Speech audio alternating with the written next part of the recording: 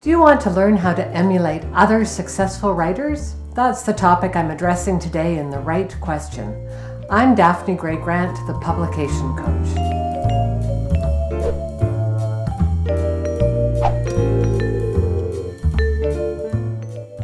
I have a question from Melissa Johnson, a writer based in Worthington, Ohio.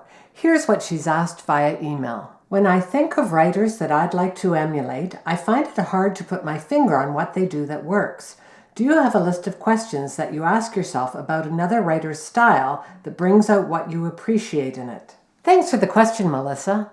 I think it's fascinating to reflect on why we appreciate certain pieces of art and specific artists. Are you an Ella Fitzgerald fan? Or are you more interested in Lady Gaga? What about the painting of Miro versus Andy Warhol? And which dancer do you prefer, Michael Jackson or Mikhail Baryshnikov? The thing about taste is that it's personal, and in that way writing is just like the other arts. I'm a person who has strong feelings about the writers I really like. If I'm a fan of someone, I'm all in. Writers who fall on that list for me include Sally Vickers, Colum McCann, and Dominique Smith. I bet you don't even know some of those names.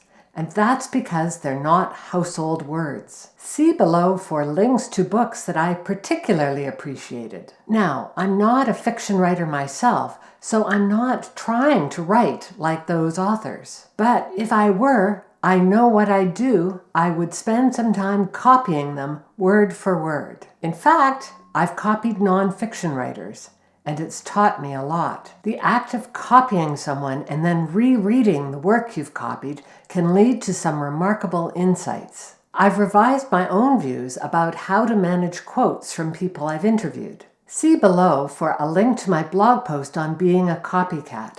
I also talk about this experience on page 43 of my new book, Your Happy First Draft. It can be really challenging to get to the heart of the reason of why we appreciate certain pieces of art. But as you copy the work of your favorite authors, you might want to consider some of the following issues. Vocabulary.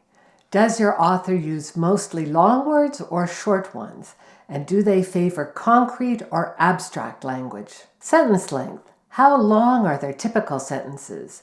Do they tend towards the shorter range, 14 to 18 words, or are they on average longer? What sort of verbs do they use? Are they colorful and specific ones, or do they tend to fall back on state of being verbs like is and has? What sorts of connectors and transitions do they use? A basic vocabulary of connectors, words such as because, consequently, and in short, can help readers glide through a piece of text easily. Do they use figurative language? Techniques such as metaphor, simile, personification, and hyperbole all make writing much more interesting, deeper, and richer. On the other hand, don't get too jammed up by analysis. Sometimes it's hard to understand the mechanics of art, and it's better just to let yourself fall into appreciation. Finally, let me wrap up with a quote from dancer Twyla Tharp. Art is the only way to run away without leaving home.